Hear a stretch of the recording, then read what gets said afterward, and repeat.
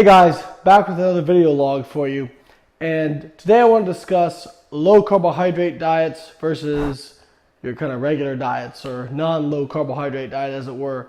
Right now, low carbohydrate, high fat diet seems to be the flavor of the week in terms of being the cure from everything from obesity, diabetes, HIV, cancer, inflammation, whatever ailment you have, people seem to think it can cure it. And we're going to discuss this a little bit, but I want to say it right up front. I think that everything is tools in a toolbox, okay? So certain tools work better for certain people. Some people really enjoy eating lower carbohydrate, and that's fine.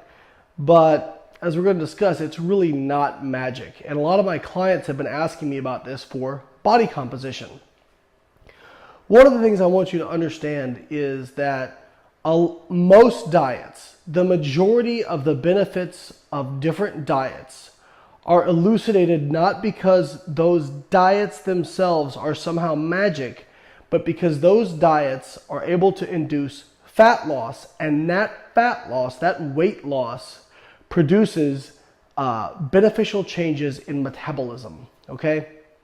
So, for example, in high fat, low carb diets, a lot of people worried about cholesterol, saturated fat, all these sorts of things. And what they found was in the research, when you lost body fat, those markers improved. So again, to the benefit of that, we see improvements in those markers that you might not think because you're eating more saturated fat, you're eating more total fat. But it goes the same way. You can eat a high carb diet and lower your blood glucose, lower your insulin over time and become more insulin sensitive just through weight loss itself, okay?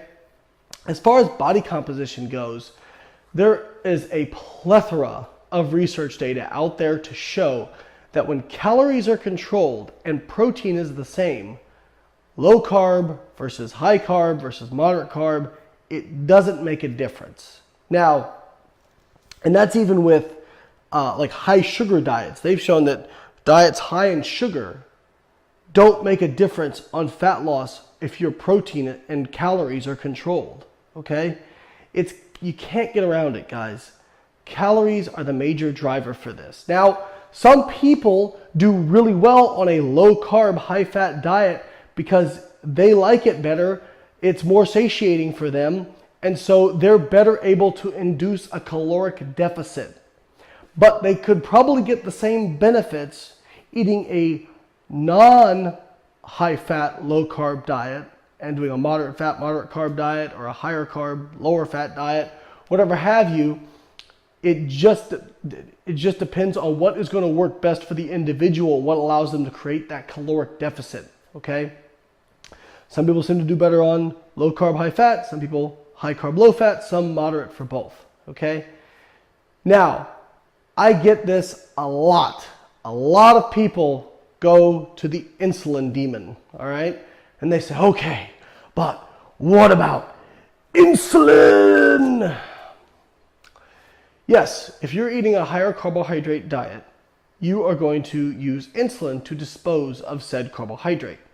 Insulin is a storage hormone and is going to cause you to increase driving fat into adipose tissue, okay? However, keep in mind that when we're discussing different diets and comparing them, we have to compare them in the context of controlling overall calories if we are going to compare them fairly in terms of physiological benefits. If you're comparing two diets, one is high carb, one is high fat. The high fat diet, you don't need insulin to put fat into adipose tissue. Please keep this in mind, okay? And yes, you can synthesize fat from carbohydrate. So if you're on a very high carb, low fat diet, you can synthesize some body fat from carbohydrate. But the research shows de novo lipogenesis is what that process is called. It's actually a really low amount of what gets contributed to fat stores. Like, it's a really low amount. Now, what high carbohydrate does is raise insulin levels, at least in the short term, acutely, okay? Again, if you produce weight loss with that high carb diet, your overall insulin sensitivity is going to go up. But during the time when you're actually feeding carbohydrate, you're going to get an acute short-term rise in insulin. That short-term rise in insulin is going to take any kind of fat that you consume in your diet and be more likely for that to go into fat cells. However, if you're controlling calories, that means that you're on a lower fat diet. If you're on a higher carb diet, that means you're consequently on a lower fat diet. And therefore, there's less fat to drive into adipose tissue. Okay? If you're on a high fat diet, you are going to be having lower levels of insulin and insulin driving less fat into cells. However, because you're consuming so much dietary fat, just by default, you're going to be getting more fat being pushed into adipose tissue. Now, I get this also. You burn more fat when you're on a low carb diet. Yes, because you're eating more fat. Of course you would burn more fat if you're eating more fat. You're also storing more fat, okay? It is the net overall balance that makes the difference, guys. So same thing, if we look at a high carbohydrate, low fat diet, you're burning more carbohydrate. You're also storing more carbohydrate as glycogen. You're burning less fat. You're also storing less fat, okay? It is the relative rate of storage versus oxidation that's going to make the difference. And at the end of the day, that relative rate is going to be determined by your overall caloric load, okay? If you're eating too many calories, whether you're eating high carb or high fat, if you're eating too many overall calories, that's going to provide a cushion to push more dietary fat into fat cells. And yes, you may be burning a higher overall rate of fat oxidation when you're eating a higher fat diet. But let's just take an arbitrary rate. If your rate of fat oxidation is like, let's say a 10, and on a high carbohydrate diet, it's a 2, but you're also storing at an 11, then you're still gaining fat, okay? So we have to keep in mind that it's the overall caloric balance that makes the biggest difference. And the only reason that high fat versus high carb is really going to make a difference based on the scientific literature is which one enables you to create a caloric deficit better, okay? Now, if you're someone who enjoys eating a high carb diet, you find that works better for you, you're better able to stick to it, then by all means eat a high carb diet. If you're somebody who finds that a low fat or a low carb diet, high fat, is easier for you to stick to, you feel more satiated, you feel better, then use that. Or moderate for both. Any of those are fine. Make sure you're eating enough protein, make sure you're eating enough fiber. Those are your biggest things. And controlling your overall calories is the most important thing. Again, on a high fat diet, low carb diet, you burn less carbohydrate, you store less carbohydrate, you burn more fat, you store more fat as absolute amounts. On a high carb diet, you burn less fat. You store less fat.